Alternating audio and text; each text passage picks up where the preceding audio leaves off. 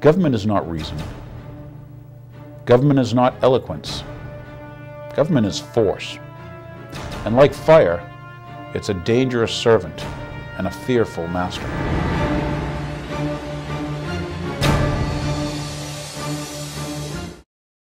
Well, thank you everyone for tuning in yet again to another The Real Story. My name is Daniel Hapney. I've got a really good show for you, at least what I think is a good show. I've got some awareness to make for you. We've even brought some humor and stuff, and also not just awareness, but we've brought stuff that you should go out and find, because I think some of these characters and stuff you should meet, you should listen to what they say. But what we have all sorts of news. We're going to start you off with a little bit of, I guess we're going to start off with some 9/11 Zen. So here's a little piece I found on the web, and when I found these people, it's from a cable access group in Berkeley, California. And I was truly impressed by all the information that they brought forth. And I know many people may watch, The Real Story, and they go, gee, there's Daniel again, bringing me bad news. Well, here what I'm going to do is I'm going to bring you some better bad news. So here's a little thing. Remember 9/11? Yeah, you probably do. Remember, because that changed the world, right? That's why we had, unjustified wars that we found out were based on lies. Remember 9/11? 9/11 was when you said you had to give up all your rights, for security, but everybody forgot what Franklin said, Ben Franklin, that is. But remember 9/11? Yeah. Well, here's a little bit to remember. We were told that there was this person named Olson, right? And it was Ted Olson. And he was the former what? He was the former, I wrote it down here, Solicitor General. That's someone who works for the Justice Department, Solicitor General. And Ted Olson's wife, Barbara Olson, was on Flight 77, the one that supposedly had hit the Pentagon but left no debris and rubble. Well, it's interesting because she was the gal who supposedly called and said, we've been hijacked by terrorists with box cutters and knives. Well, here's a little clip. It's a short one, but I want you to get it, because what you'll find out, it was the FBI who said, guess what? 0 connections, 0 seconds on the call. So why were you lied to by someone in the Department of Justice?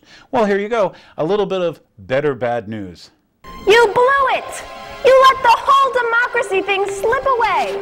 You put your trust in political parties that don't even care about making the world safe for anything but media mergers.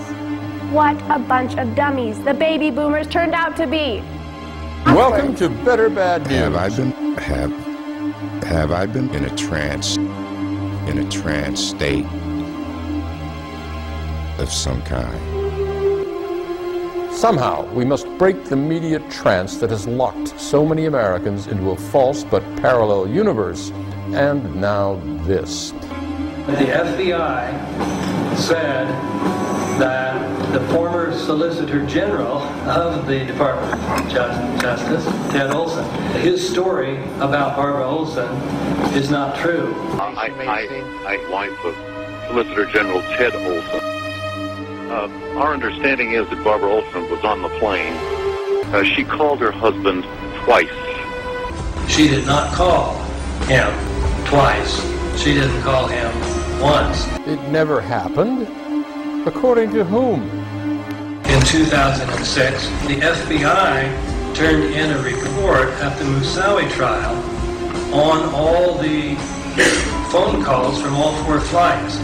And when they got to Flight 77 and they got to Barbara Olson, they said 1 attempted call, unconnected, 0 seconds. Now this is pretty astounding. FBI says former Solicitor General either lied or he was duped. That his story about Barbara Olson is not true. But if that conversation didn't really happen, well, what about all the other conversations we've been told about? If Barbara Olson didn't talk to her husband on her cell phone, that would be a very big news story. That's a huge story, dude. I mean, Ted Olson's the Solicitor General of the United States. If he lied about a conversation that didn't happen, I mean, did he say that she told him that 19 patsies with box cutters. Box cutters? Was she able to tell Mr. Olson? The only weapons she mentioned were knives and cardboard cutters. But if that conversation didn't really happen... Nobody who was really responsible was ever punished. You let them get away with it. You look to your TV screens, believing that if the patsies didn't do it, it would be reported on the TV news programs.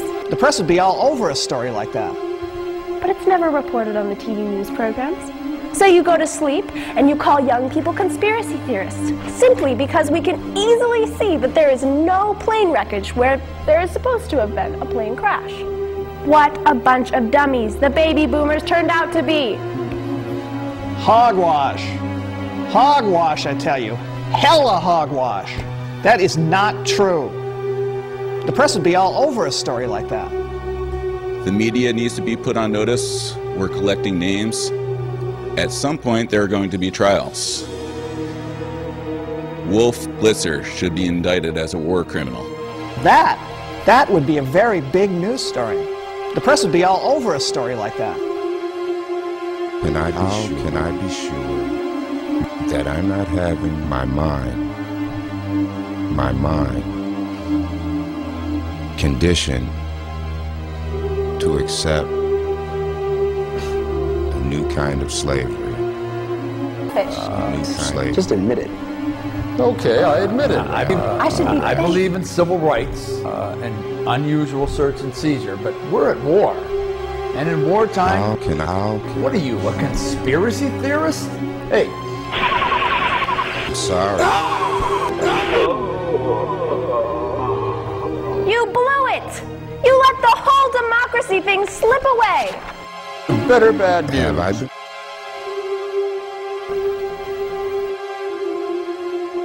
What happened? She was on flight 77, right? We are not communicating.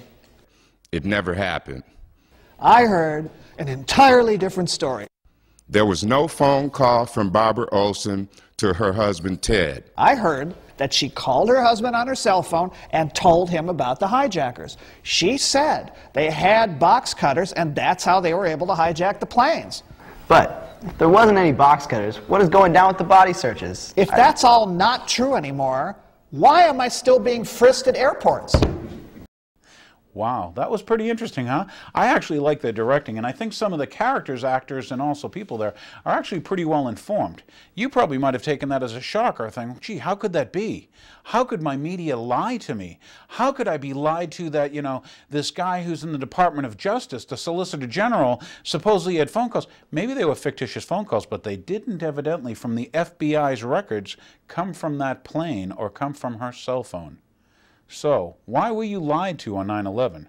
Remember, they only showed you 5 clips of the Pentagon, 5 frames. That's 1/6 of a second. Yet there were 80 cameras and they confiscated all the tapes. So, moving right along, we're going to go right into news. Okay, well, what do we got? Boy, this one I got. You know, this love affair with our new president, used to be president-elect, this Obama guy. Well, I got some interesting stuff, and this was from a sermon and stuff from the, let's see, Stowe, Ohio Assembly of God stuff. And this was on 11/9 of 2008, and it was given by Pastor Chris Decker, okay?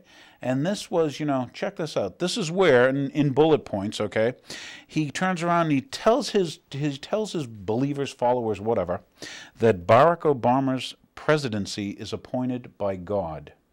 Did you hear me? Could you believe that? Okay, well, maybe that's what he believes, and so that's what he's telling his people. So I'll go down to another bullet point where, as president, Barack Obama is God's minister to you for good. Whoa.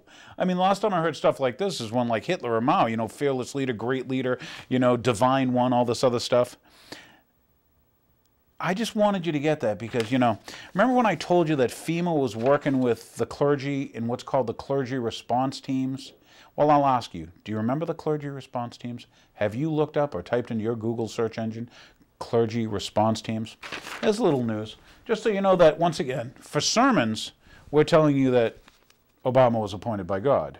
Okay, that's interesting, huh? Well, here we go. Here's a little global warming one for all you global warming people, and I'd love for some of you to come and, you know, come on the show and tell me about your carbon footprint, because I think it's just all a hoax so that we can pay globalist bankers a tax.